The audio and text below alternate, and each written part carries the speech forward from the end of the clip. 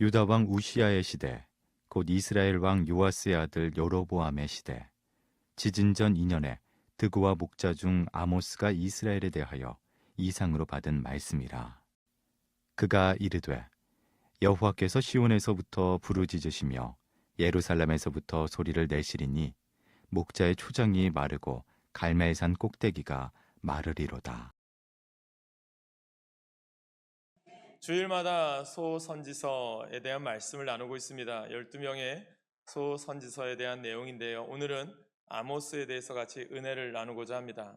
아모스가 오늘 우리들에게 들려주고 싶은 귀한 메시지가 무엇일까? 정말 이 시대가 우리가 잘 사는 만큼, 풍요로운 만큼, 그만큼 우리가 더 좋은 일이 있고 기쁜 일만 있어야 되는데, 그렇지 않은 시대에 분명한 것은 아모스가 우리에게 들려주고 싶은, 하나님께서 우리에게 깨닫게 해주고 싶은 귀한 메시지가 들려 있음을 깨닫게 됩니다.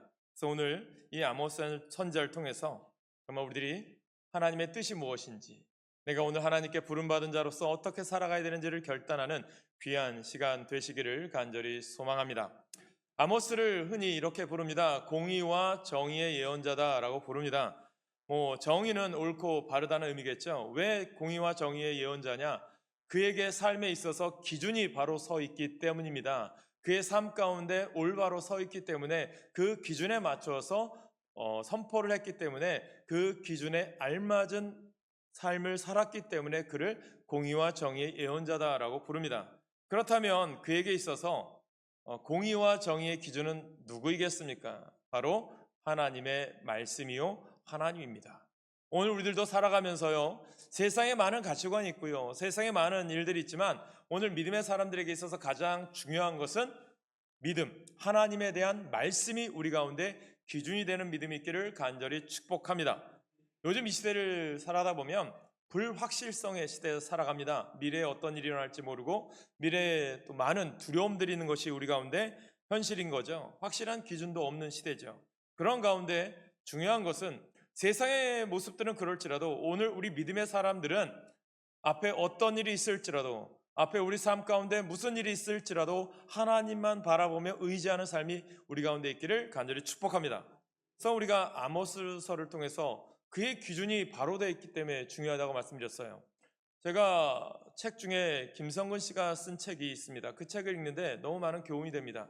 나이가 80이 넘으셨는데도 항상 도전하는 삶, 항상 자리에 멈춰 있으면 너는 뒤처진다라고 하는 메시지를 그 책에서 이야기하는데 많은 것을 도움받습니다. 또한 그가 최강야구죠. 이제 최강야구의 감독을 맡으면서 많은 우리에게 교훈을 주죠. 야구하면 우리가 잘 아는 것처럼 스트라이크 존이 있습니다. 우리가 심판이 있죠. 근데 그 심판이 스트라이크 존이 어깨에서부터든 가슴에서부터든 무릎까지든 그 기준이 있습니다. 그런데 내 기준에 맞춰서 아무 때나 스트라이크를 외치지 않죠. 정확한 기준이 서 있어서 정확한 존에 들어왔을 때 스트라이크를 외칩니다. 그런 것처럼 오늘 우리들은 하나님의 말씀의 기준이 바로 세워져 있어서 여러분들의 삶이 하나님이 기뻐하는 삶의 모습으로 목적을 향해 가는 귀한 삶을 사시기를 간절히 소망합니다. 그래서 아모스서에서 가장 인상적인 장면이 어디에 나오냐면요, 7장에 나와요. 7장에 보면 하나님께서 아모스에게 환상을 보여주시거든요. 어떤 환상이냐? 다림줄 환상입니다. 이 다림줄 환상이 무엇이냐면 벽 앞에, 또한 성벽 앞에 줄단 추가 달려있는 환상이에요. 앞에 사진을 보면 아시겠지만, 다림줄은 어느 때 사용되어지느냐? 건축할 때 사용되어지거든요. 벽돌을 쌓거나 성벽을 쌓거나 여러 가지 쌓을 때 기준을 바로 세우기 위해서, 수직을 재기 위해서 이것을 재서 올바로 쌓여졌는지를 봅니다. 요즘 GPS나 다양한 도구가 많아서 많이 사용되지는 않겠지만 예전엔 이게 꼭 필수였습니다. 그래서 그것이 올바로 맞춰서 돌이나 벽돌을 쌓게 되죠. 다림줄이 없다면 잘못되어져서 나중에 비스듬히 담이 쌓여지거나 담이 넘어지겠죠. 그런 어려움을 만나게 되겠죠. 그래서 정확히 수치를 잡지 못하면, 수직을 잡지 못하면 어려움을 겪는 거죠. 그렇다면 오늘 우리들에게 아모스가 이 7장을 통해서 하나님께서 이 환상을 보여준 의미가 무엇이냐? 아모스야, 너는 어떠한 삶 가운데도 너가 드고아의 목자였고 양을 치던 목자였지만 이제는 하나님께서 너를 부르셨는데 너는 양치는 목자의 기준으로 살지 말고 다림줄을 통해서 하나님 말씀의 기준으로 너는 살아서 너가 그러한 삶을 통해서 북이스라엘로 가서 너가 남유다에 살지만 북이스라엘로 가서 하나님의 올바른 말씀을 전했으면 좋겠다라고 하는 하나님의 사명을 받은 거예요. 오늘 우리들도 이런 삶을 우리가 깨달아야 되는 것은 뭐냐면 여러분들 각자의 삶의 터전이 있습니다. 직장생활도 하고요. 가정에서도 여러 가지 일을 하는데 그 가운데 하나님이 여러분들 부르신 사명이 있어요. 그 부르심을 통해서 여러분들 하나님께서 무엇을 원하실까요? 오늘 아모스처럼 너희들 하나님 말씀을 기준으로 삼아서 그 말씀을 올바로 삼아서 너희들 삶의 터전에서 세상이 알지 못하는 세상에 정말 주님을 알지 못하는 그들에게 아름다운 말씀을 전해야 된다. 참된 기쁜 소식을 전해야 된다라고 우리에게 알려주고 있는 거죠. 또 우리들이 그 사명을 감당해야 될 줄로 믿습니다. 그래서 여러분 하나님은 인간의 기준이 아니라 하나님의 기준을 가지고 계시다는 말을 우리가 깨달으셔야 됩니다. 우리의 문제는 세상의 불공평함보다 우리 속에 있는 마음들이 공평하지 않음을 우리가 들여다봐야 되지 않을까 생각해 봅니다.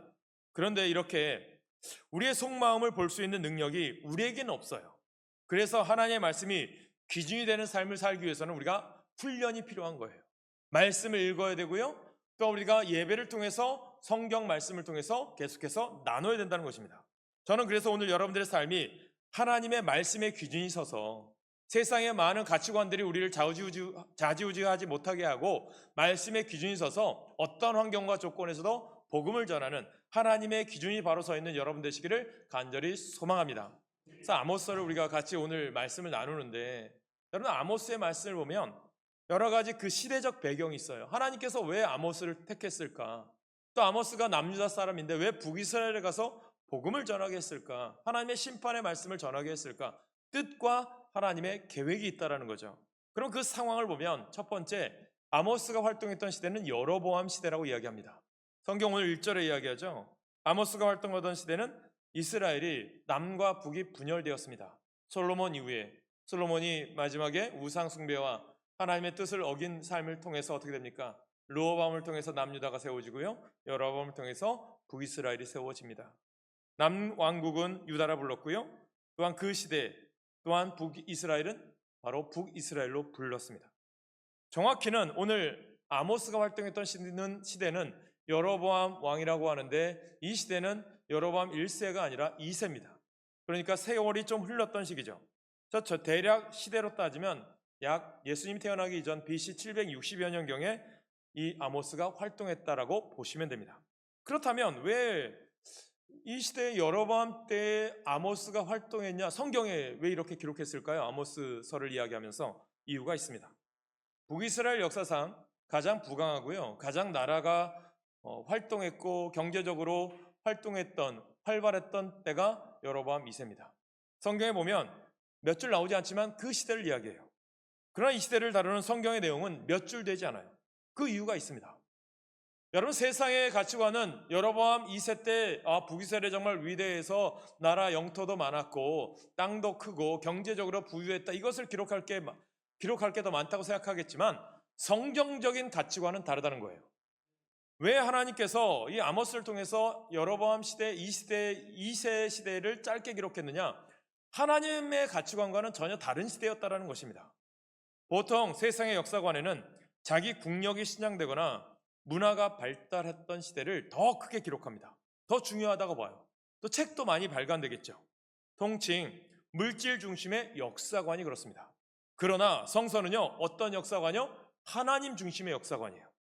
오늘 여러분들의 삶이요, 하나님 앞에 올바르게 기록되기를 원한다면, 하나님 앞에 복된 삶을 살기 원한다면 세상적인 가치관의 부귀 영화를 쫓는 인생이 아니라 하나님의 가치관에 따라서 하나님이 나를 온전히 택하셨고 이 땅에 나를 보내신 하나님의 목적에 따라 쓰임받는 인생 되기는 삶을 살 때 하나님은 여러분을 더 위대하게 보심을 깨닫게 되길 간절히 축복합니다. 그래서 저는 여러분들이 복된 사람이에요. 왜? 세상에 수많은 사람 가운데 오늘 여러분들 예배의 자리에 나오셨잖아요.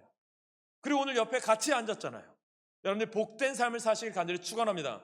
그 마음으로 옆분들과 인사할까요? 우리는 복된 사람입니다. 인사합시다. 우리는 복된 사람입니다. 어떤 복이요? 세상의 복이 아니라 하나님이 주시는 복을 받은 줄 믿으시길 간절히 축원합니다. 그래서 아무리 국력이 신장되었든 나라가 컸든 상관이 없는 거예요. 하나님 말씀에서 벗어난 시대는요, 평가되지 못합니다. 반면에 국제적으로도 보잘것없는 시대지만 하나님의 말씀이 살아있고요, 하나님의 뜻이 드러난 시대는요, 성경은 더 중요하게 생각합니다. 그래서 의의는요, 하나님이 드러내는 거예요. 세상은 큰 거를 강조합니다. 세상은 유명한 걸 강조합니다. 그러나 믿음은요, 내 작은 것 하나라도, 겨자씨만한 믿음 하나 갖고 주님 뜻을 행하는 자라도 하나님은 기억하시는 거예요. 적은 소자에게 냉수 한 그릇 베푼 그 사랑도 주님은 기억하시는 분이에요. 오늘 겨자씨만한 믿음이, 너희가 믿음이 있다면 이 산을 저쪽으로 옮길 수 있다는 거예요. 저는 그 믿음이 오늘 우리 가운데 있기를 간절히 축복합니다. 오늘 아모스 시대가 그런 시대예요. 세상적인 가치관으로 큰 나라지만 아모스가 활동했던 이 시대 보면 한 줄로 평가로 그치고 맙니다. 그래서 열왕기하 14장 25절에 보면 여로보암의 시대를 이렇게 표현해요. 같이 읽어볼까요? 시작. 이스라엘의 하나님 여호와께서 그의 종 가드 헤벨 아미떼의 아들 선지자 요나를 통하여 하신 말씀과 같이 여로보암이 이스라엘 영토를 회복하되 하맛 어귀에서부터 아라바 바다까지 하였으니. 아멘. 지도를 보면요, 거대한 땅이에요. 남유다보다 더 커요. 그런데 모든 땅을 회복한 것처럼 보여요. 아주 풍요롭고 안정된 시기였습니다. 그런데 이런 풍요로움 가운데 무엇이 없어진 걸까요? 하나님의 백성됨. 하나님이 풍요롭게 하셨어요. 그 이유가 있는 거예요. 근데 그 풍요로움 갖고 뭘 어떻게 살아가요? 타락해져 가는 거예요. 하나님의 뜻과 어긋나 버립니다. 그래서 결론은 어떻게 됩니까? 아수르에서 북이스라엘이 멸망의 길로 가는 거예요. 오늘 우리들이, 저는 그렇게 생각해요. 여러분들이 복 받기를 원해요. 저는 여러분들이 잘 되기를 원하고요, 사업도 잘 되고 직장생활도 잘하기를 원해요. 그래서 교회가 더 풍성해지기를 원하고요. 그 이유가 무엇이냐면 하나님께서 여러분들이 복 주신 삶을 살기를 교회는 더욱더 선포해야 되기 때문이에요. 그리고 받은 복을 어떻게 해야 되느냐, 여러분들이 받은 복을 어떻게 해야 돼요? 나누라는 거예요. 하나님의 사랑을 위해서, 복음 전하는 곳을 위해서, 하나님의 크신 일을 위해서 나누는 삶을 살기를 간절히 축복합니다. 그런 분들이 복된 삶을 살아가는 거예요. 그런 사람들 하나님이 더 복 주시는 거예요. 갑절에 복을 받게 될 줄로 믿습니다. 그런데 안타깝게 믿지 않는 자의 복은 어떻게 될까요? 여러분, 복을 받는 게 그게 복이 아닌 거예요. 오히려 저주가 되는 거예요. 오히려 하나님이 주신 물질 때문에, 하나님이 주신, 아니 뭐 세상의 물질 때문에, 아니면 세상의 명예 때문에 오히려 신앙이 방해되고 하나님의 일이 방해된다면 오히려 그것이 하나님 보기에는 저주가 되는 거죠. 안타까운 것 아니겠습니까? 저는 오늘 여러분 가운데 하나님의 믿음이 더욱더 강성해지기를, 하나님의 믿음이 더욱더 반드시 세워지기를 주님의 이름으로 간절히 축복합니다. 아모스서에 계속해서 이야기합니다. 당시의 풍요로움에 대해서 6장에서도 이야기해요. 4절 6절에 이야기합니다. 여러분, 상하로 된 침상에 누워본 적이 있으십니까? 대리석 침대는 저리 가라 아닙니까? 그만큼 풍요로워 사치가 극심하고요, 한가로이 노래나 부르던 시대였다라는 거예요. 이런 국가 번영의 시대의 역사는 많은 분량으로 다루는 게 맞겠죠. 그런데 성경은 그렇지 않아요. 열왕기서 한 줄의 평가로 끝나고 맙니다. 그것도 하나님의 은혜로 그렇게 되었다고 해석을 덧붙이고 있을 뿐입니다. 여러분, 오늘 아모스서를 통해서 오늘 우리가 깨닫는 게 뭘까요? 성서의 이런 역사관은 또한 성서가 우리들의 평가하는 인간관이기도 합니다. 하나님은 우리가 얼마나 많은 물질을 가졌는가, 얼마나 많은 높은 명성을 가졌는가, 그거에 관심이 없어요. 하나님의 관심은 우리가 너 자녀답게 살았니? 너 내가 준 달란트 어떻게 했니? 내가 너에게 복 준 거 어떻게 했니? 그렇게 물어보시겠죠. 우리가요, 하나님의 말씀을 따라 살고 있는지 거기에만 관심을 두고 계신 거예요.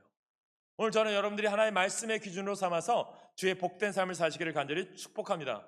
저는 그래서 이것을 하나님의 선명한 기준이라고 말씀드리고 싶어요. 저는 여러분 가운데 하나님의 선명한 기준이 세워지기를 간절히 축원합니다. 그래서 오늘 여로보암 시대는 물질이 풍요했는지 모르겠어요. 하나님 보시기에는 결코 잘 사는 시대는 아니었다. 우리가 요즘 이 시대가 국민소득이 잘 사는 시대죠. 3만 불 이상. 아직 경제적으로 어려운 시대에 살아가요. 요즘 이 시대가. 취업난도 어렵고 소상공인들이 문을 닫는 곳도 많고 어려운 시대에 살아가는 건 현실입니다. 그러나 60년대 70년대 보릿고개나 우리가 하는 것처럼 포대기의 뒤에 아이를 업고 예배당에 와서 정말 먹을 것이 없어서 힘들게 기도했던 그 시기는 아니잖아요. 그래도 우리가 누울 집이 있고 또한 먹을 양식이 풍족해서 이런 시대에 살고 있습니다. 중요한 것이 있어요. 자기만 알며 남에게 베풀지 못하는 사람이 많은 부를 갖게 되면 그 사회는 어떻게 될까요? 위험해집니다. 그런 민족이 부를 갖게 되면 세계가 위험해지는 거예요. 성숙한 시민의식이나 정직, 다른 사람에 대한 배려가 없는 사회는 결코 선진 사회를 이룰 수가 없기 때문이에요. 그래서 왜 미국이라는 나라가 이란이나 북한이나 이런 데 경제 제재를 할까요? 잘못된 가치관으로 세워진 나라가 뭐 이란의 석유가 나고요. 북한도 부를 갖게 되면 나쁜 데 사용하기 때문에 그런 거예요. 하나님은 우리의 도덕적 수준이나 시민 의식에 해당하는 만큼의 부를 허락해 주시는 게 진정한 복이에요. 하나님은 우리에게 보면 남과 북이 갈라져 있어요. 통일이라고 하는 것도 하나님이 주실 수 있어요. 그러나 우리들 마음에, 우리들 심령 가운데요, 준비가 되어 있지 않으면 통일이 저주가 될 수 있는 거예요. 가난한 북한을 끌어안을 만한 형제나 여유를 갖고 있지 못한다면 그런 통일은 재앙이 될 것입니다. 우리가 준비되면 하나님은 그에 합당한 부와 영광을 주시는 분임을 깨닫게 되길 소망합니다. 여러분들 복받을 그릇이 되라는 거예요. 준비하시자는 거죠. 슬기로운 다섯처녀처럼 미리 준비하거나 기름을 준비하거나 어려운 선지자의 아내처럼 엘리사를 통해서 기름을 준비했던 사람처럼 저는 여러분들이 항상 깨어있어 준비된 그릇이 있기를 간절히 축복합니다. 그 복을 받을 그릇이 될 때 여러분들 부어주실 거예요. 하나님이나 성서의 눈은 이런 물질적인 가치관보다 영적인 가치를 더 소중히 여긴다. 이것을 깨닫게 되길 간절히 소망합니다. 그래서 여로보암 시대에 이 아모스를 통해서 하나님 말씀이 선포되어진 거죠. 너희들 세상적인 가치관으로 물들어 있는데 나라가 크다고 경제적으로 부유하다고 너희들 자만하지 마라. 너희들 가운데 하나님의 백성됨의 모습 사라지지 않았느냐? 복음을 전하는 거예요. 깨달으라고 기회를 주신 거 아닙니까? 근데 아모스가 어느 때 부름받느냐? 드고아 목자였어요. 드고아 목자는 뭐냐면 아모스의 이름은 뜻이 있습니다. 우리가 말씀드린 것처럼 각 이름마다 뜻이 있다고 말씀드렸어요. 다시 한번 질문 드리면 요나의 이름의 뜻이 뭐라고 말씀드렸어요? 요나? 뭐라고요? 또 까먹으셨어요? 또 까먹으셨어요? 네. 뭐 매일매일 까먹으세요. 그냥 매일 새롭게 듣는 것처럼. 그러니까 여러분들 그러실 것 같아요. 그러면 목사님이 오늘 똑같은 말해도 매일 새롭습니다. 매일 은혜 받습니다. 그러실 거 아닙니까? 어떤 분들은 또 성경책에 줄긋고 따지는 분이 있어. 은혜 받은 게 아니라 목사님 이거 지난번에 하신 말씀이잖아요. 뭐 내용은 다를 수 있거든요. 그런데 꼭 성경 줄 거놓고 여러분 성경 줄 걷는 것도 좋은데 따지려고 줄 걷지 마시고요. 은혜 받으려고 줄 그으시길 간절히 축복합니다. 여러분 말씀드렸잖아요. 요나는 비둘기라고. 그러면 오늘에 나오는 아모스는 어떤 뜻? 짐이란 뜻이에요. 짐. 왜 짐일까? 이름이 호구마는 이름 중에 의미가 있는 거예요. 짐을 지다라는 뜻을 담고 있어요. 아모스는 어떻게 보면 북이스라엘에게는 짐 같은 존재였던 거예요. 왜? 바른 말 하니까. 아모스 7장에서 보면 이 아모스가 북이스라엘에 대해서 경고하고요. 아모스의 말을 견디지 못한 베델의 제사장 아마사가 7장 10절에 보면 이렇게 얘기해요. 아모스가 왕을 모반하나니 이 모든 말을 이 땅이 견딜 수 없나이다. 바른 말 하니까 듣기 싫은 거예요. 이 땅이 견딜 수 없다. 아모스는 이스라엘의 짐과 같은 존재였다라고 선포하는 거죠. 한마디로 불편한 사람이라는 뜻인 거죠. 여러분 하나님의 사람들은 어떤 것이냐? 세상의 짐을 지는 존재와 같은 거예요. 뭐냐면 세상을 불편하게 만드는 거예요. 이 말은 우리가 잘못 이해하시면 뭐 이상할 수 있는데 그 뜻이 아니라 하나님 앞에 세상에 바르게 살 수 있도록 정의와 공의를 선포하는 사람이 되라. 진리를 선포해라. 올바름을 선포해라. 세상이 잘못되어져 갈 때 잘못됐습니다. 우리가 그렇게 살아서는 안 됩니다. 라고 선포해야 되는 거예요. 여러분 우리 이 시대 속에서 우리나라 근현대사 속에서 악이 판을 칠 때, 독재가 판을 칠 때, 민주주의가 썩어 문드러져 갈 때 정말 많은 신학생들이, 많은 기독교인들이 이 땅에 얼마나 많은 민주화를 위해서 애썼습니까? 일제시대 때 많은 기독교인들이 얼마나 많이 독립운동을 했습니까? 그런 세상에 외치는 자의 삶을 살기를 주님은 원하시는 거예요. 세상이 썩어져 가지 않기를, 세상이 바로 세워지기를, 소금의 역할을 감당하는 거 아닙니까? 어두워져 가는 곳에 빛이 되기를 주님은 원하시는 거 아니겠습니까? 그 일을 위해서 누가 부름받았어요? 오늘은 이 시대는 2024년도에는 우리가 부름받은 거예요. 저와 여러분들이 부름받은 거예요. 부름받은 자답게 사시길 간절히 축복합니다. 그래서 여러분들이 속해 있는 세상이나 조직에서 여러분들이 어떤 삶? 때로는 불편한 모습으로 보일 수도 있어요. 그러면 잘 사는 거예요. 평안하다는 세상을 향하여 그들의 불의를 드러내는 것이 신앙인들이라는 거예요. 주님도 분명하게 말씀하셨거든요. 예수님도 마태복음에 보면 10장 34절 같이 읽습니다. 시작. 내가 너 세상에 화평을 주러 온 줄로 생각하지 말라. 화평이 아니요 검을 주러 왔노라. 아멘. 하나님의 사람들이 꺼리끼는 사람들이 된 까닭은 우리의 잘못이 아니라 하나님 앞에 올바른 공의와 정의를 선포하기 때문이겠죠. 하나님의 심판, 하나님의 때를 선포하기 때문이겠죠. 아모스의 고발을 받는 사람들은 그를 짐처럼 여긴 거예요. 거꾸로 아모스에게는 하나님의 말씀을 선포해야 한다는 사실이 무거운 짐처럼 짊어져야 했던 짐이겠죠. 예수님께서는 나를 따르려거든 자기 십자가를 지고 나를 따를지니라. 십자가가 되겠죠. 오늘 우리들도 하나님이 주신 십자가가 있어요. 나에게 주어진 사명이겠죠. 이것이 때론 달란트일 수도 있고요. 어리석은 자는 땅에 묻어두겠죠. 그러나 지혜로운 자는 나에게 주어진 달란트를 하나님의 일을 위해 선용하겠죠. 선용하는 자에게는 갑절의 복이 임하게 될 줄 믿습니다. 드고아의 목자로서 아모스는 편안하게 살 수도 있어요. 왜냐? 성경을 잘 해석하셔야 돼요. 목자라고 했잖아요. 드고아의 목자. 목자의 뜻도 여러 가지가 있습니다. 우리가 잘 아는 듯이 다윗도 목자였습니다. 목자를 원어로 보면 로에, 히브리어로 보면 이 사람들은 작은 양을 치는 사람. 그리고 아모스에게 사용되어 있는 목자는요, 노케드, 히브리어입니다. 그 뜻은 뭐냐면 대규모의 가축 농사를 짓는 사람, 목장을 경영하는 사람, 아니면 왕이 큰 직책을 줘서 왕의 동물들을 기르는 그러한 사람이었어요. 편안한 사람이었어요. 그런 사람이 오늘 성경에서 보면 어떻게 했느냐? 아모스는 그 원어로 보면 히브리어로 보면 로에가 아니라 노케드였던 거죠. 편안한 삶을 살 수 있습니다. 그러던 그가 하나님의 부름을 받았어요. 그러나 하나님은 그를 불러내서 어떻게 했느냐? 평안한 삶을 내려놓고 시대의 짐을 지고 걸어가게 했습니다. 사랑하는 여러분, 이게 하나님의 뜻이 있는 거예요. 오늘 우리들이 편안한 길이 있어요. 쉬운 길이 많아요. 그 길은 넓고 편안해요. 그러나 예수님 뭐라고 해요? 좁은 길을 걸어가라. 그 길이 협착하고 힘들지라도 그 길이 복된 구원의 길이다. 구원으로 인도하는 길은 좁은 길인 거죠. 사랑하는 여러분, 진짜 주인은 짐을 짊어지거든요. 객이나 손님은 좋은 것만 취하려고 합니다. 그러나 주인은 싫은 것도 짊어지거든요. 주인이기 때문에. 하나님은 역사의 주인이고 이 역사 위에 정의와 하나님의 뜻이 실현되기를 원해요. 그래서 누굴 부르신 거예요? 그 사명을 아모스를 불렀고 오늘날 우리를 부르셨다. 사도행전에서도 보면 다윗을 이렇게 표현합니다. 다윗은 당시 하나님의 뜻을 따라 섬기다가 잠들어 그 조상들과 함께 묻혀 썩음을 당하였으되. 예수님은 인류 구원의 짐을 떠안았습니다. 사도 바울은 이방인 선교라는 짐을 떠안았습니다. 하나님의 사람들은 하나님께서 맡기신 그 시대에 다 짐들이 있어요. 그것을 떠안는 사람 되는 것입니다. 오늘 깨달으셔야 됩니다.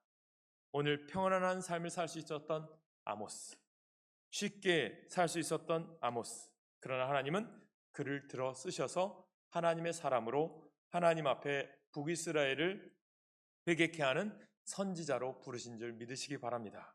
오늘 우리들이 그러한 삶을 살아가는 거죠. 오늘 우리들이 그러한 믿음으로 살아가는 것입니다. 오늘 1절을 통해서 아모스는 우리에게 말씀합니다. 이상으로 받은 말씀이라. 하나님의 말씀을 받은 그가 가만히 있을 수가 없었던 거죠. 오늘 우리가 거룩한 주일 예배를 드려요. 예배 자리에 나오셨어요. 말씀을 들었어요. 가만히 있을 수 없는 거예요. 오늘 내가 기회가 있을 때 나에게 주어진 시간 가운데 복음을 전하고 예수에 대한 살아계심을, 참된 구원의 기쁜 소식을 전해야 될 사명이 오늘 우리 가운데 있음을 깨닫게 되기를 간절히 축복합니다. 오늘 그 말씀을 우리가 깨달아야 되는 거죠. 그는 양치기 목자였지만 준비된 하나님의 사람이었습니다. 번영과 풍요에 감추어진 불의들을 볼 수 있었고 결국 그 불의는 이스라엘을 멸망으로 이끌어갈 것을 잘 알고 있었던 사람 아모스였던 거죠. 그는 앞에서 말씀드렸듯이 다림줄과 같은 하나님의 선명한 기준을 가진 사람이었습니다. 우리가 준비해야 될 가장 중요한 준비는 말씀으로 무장하고 세상과 인생을 향하여 분명한 하나님의 가치관을 가져야 되는 것입니다. 이것을 뭐라고요? 하나님의 선명한 기준이다. 오늘 여러분 가운데 하나님의 선명한 기준으로 사시길 간절히 축복합니다. 이 시대가 그런 시대에 우리가 필요한 거예요. 이 시대에 선명한 기준이 필요한 거죠. 요즘 기독교가 힘들어합니다. 10월달 각 교단마다 총회가 하고 있어요. 장로교나 성결교나 감리교회나 순복음이나 모든 교단들이 총회를 합니다. 새로운 계획도 짜죠. 그런 가운데 하나는 게 데이터 분석이에요. 한국교회 트렌드 2025가 또 출간되었더라고요. 목회데이터 연구소에서 발간한 책인데 그 책에서도 이야기합니다. 한국교회가 지금 어느 교단은 10만 명, 어느 교단은 20만 명, 교세가 줄어들기 시작합니다. 복음이 힘들어지는 시대에 살아가요. 그렇다면 이 시대에 어떻게 해야 될까? 하나님은 오늘 이 시대 가운데 하나님은 오늘 우리 가운데 하나님의 선명한 기준을 가진 사람들을 주님은 원하신다는 거예요. 그래서 다시 한번 우리들이 하나님 앞에 다시 한번 부흥의 삶을 살기를 주님은 원하신다는 거죠. 그래서 우리가 오늘 세 번째 깨달아야 될 게 뭐냐면 여호와께서 부르짖으시며 여호와께서 부르짖는 소리를 우리가 들어야 된다는 거예요. 이 시대를 향해서 한탄해야 하고 하나님께서 이 시대를 향해서 안타까워하는 마음을 우리가 깨달아야 된다는 거죠. 하나님 아버지의 마음을 우리가 알아야 된다는 거예요. 아모스는 하나님의 음성에 예민했어요. 2절을 같이 읽어볼까요? 2절 시작. 그가 이르되 여호와께서 시온에서부터 부르짖으시며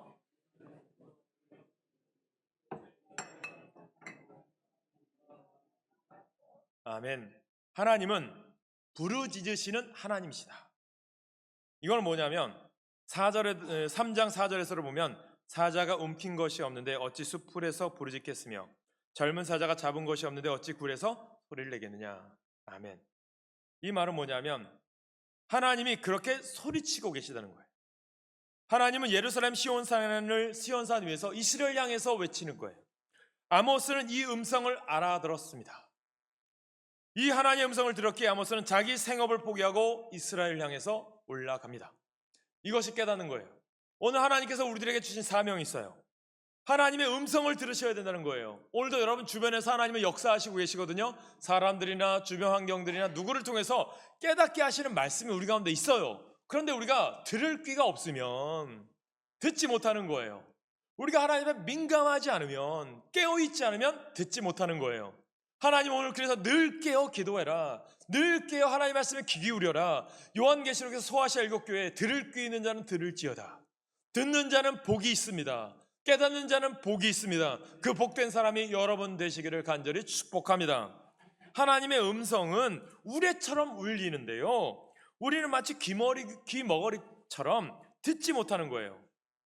하나님은 위험하다라고 외치는데 너 위험해라고 외치는데 그렇게 살면 안 돼라고 외치는데 듣지 못하는 거예요. 소귀의 경읽기예요. 그래서 마태복음 13장 15절에 이 백성들의 마음이 완악하여져서 그 귀에 듣기는 둔하고 눈은 감았으니 이는 눈으로 보고 귀로 듣고 마음으로 깨달아 돌이켜 내게 고침 받을까 두려워함이라 하였음이니라. 아멘. 여러분 모든 것에는요 사인이 있습니다. 경고가 있어요. 사전 경고. 우리가 보면 얼마 전에 제가 살 게 있어서 마트에서 갔는데 불이 났다고 사이렌이 울리는 거예요. 그래서 사람들이 막 우왕좌왕하면서 막 나가려고 하다가 실수로 울렸다고 다시 방송을 했어요. 신호가 있는 거예요. 경고가 울리죠. 건강도 마찬가지 아닙니까? 몸에 조금 이상이 있으면 신호를 줍니다. 쉬세요. 약을 먹으세요. 그런 사인과 같은 거죠. 그렇지 않으면 듣지 않으면 어떻게 돼요? 중병으로 병이 더 커지겠죠. 우리의 신앙생활은 어떨까요? 믿음 생활이라고 하는 것. 하나님께서 우리들에게 사인을 주시거든요. 경고를 해주세요. 조금 경고하실 때 빨리 들어야 됩니다. 빨리 돌이킬 줄 알아야 돼요. 그래서 항상 말하잖아요. 전도서 기자도 형통할 때에는 기뻐하고 권고한 날은 내 자신 뒤를 돌아보아라. 예수님께서도 고린도전후서에서 본 바울이 이야기하죠. 선줄로 왔을 때 넘어질까 조심하라. 항상 깨어있는 거예요. 항상. 우리가 믿음 생활이 그렇지 않아요. 신앙생활이라는 게. 언제 하나님이 나를 부르실지 몰라. 언제 하나님이 나를 데리고 가실지 몰라. 그렇기 때문에 오늘도 내가 어떻게 해야 된다고요? 슬기로운 다섯 처녀처럼 준비되어져 있는 자가 되라는 거예요. 하나님이 나를 부르셨을 때 하나님 제가 준비 못했어요. 그럼 어떻게 해요? 슬피 울며 이를 갈며 울 때 후회할 날이 있는 거죠. 다섯 처녀가 슬기로운 다섯 처녀에 기름 좀 빌려달라고 했는데 우리 것 너에게 주면 우리 것만도 모자라기 때문에 안 된다. 거부당하는 것과 마찬가지인 거죠. 사회적으로나 민족적으로도 마찬가지입니다. 우리는 이 하나님의 부르짖는 소리를 들어야 됩니다. 하나님의 부르짖는 소리를 직접 말씀으로만 들리는 것이 아니라 여러 가지 사인이나 환경을 통해서도 들립니다. 2절에서 이야기하죠. 아모스가 들은 게 뭐예요? 목자의 초장이 마르고, 그것이 목자의 한숨이든 양들의 목마른 외침이든 온 초장이 애통의 소리로 가득합니다. 이 애통은 하나님의 심판의 결과로 나타날 애통이지만 이미 들판에서 이런 소리가 들려오기 시작한다는 거예요. 주님은 이런 우리들에게도 말씀하실 거예요. 마태복음 9장 36절에 보면 무리를 보시고 불쌍히 여기시니 이는 그들이 목자 없는 양과 같이 고생하며 기진함이라. 이것이 하나님의 부르짖음입니다. 백성들의 애통을 타고 하나님의 부르짖음이 들리고 있습니다. 오늘 우리가 그 음성 들으시길 간절히 소망합니다. 오늘 우리를 부르시는 그 하나님의 음성에 우리가 순종하여 쓰임받기를 간절히 소망합니다. 잘 듣지 못하면 어떻게 될까요? 결국은 애통하게 될 것입니다. 가난한 자, 약한 자의 애통의 소리는 결코 작은 소리로 들리지 않아요. 하나님의 기준으로 볼 때는요, 어떻게 보면 우리에게 하나님의 심판의 전조일 수도 있습니다. 사랑하는 여러분, 심판의 전조는 또 영적인 기근으로도 나타나요. 2절 하반절에 보면 갈멜산 꼭대기가 마르로다. 갈멜산 어떤 곳이에요? 그 앞에는 이즈라엘 평야가 있어요. 가본 적 있는데 옥토입니다.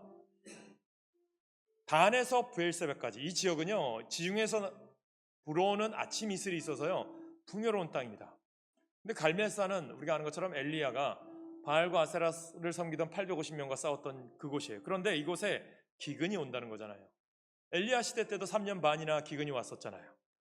그러니까 하나님의 영적인 메마름인 거죠. 사모스 8장 11절 12절에 말하는 거죠. 뭐라고 말씀합니까? 같이 읽을까요? 우리가 너무나도 잘 아는 말씀이에요. 읽습니다. 시작. 주 여호와의 말씀이니라. 보라 날이 이를지라. 내가 기근을 땅에 보내리니 양식이 없어 주림이 아니며 물이 없어 가람이 아니요 여호와의 말씀을 듣지 못한 기갈이라.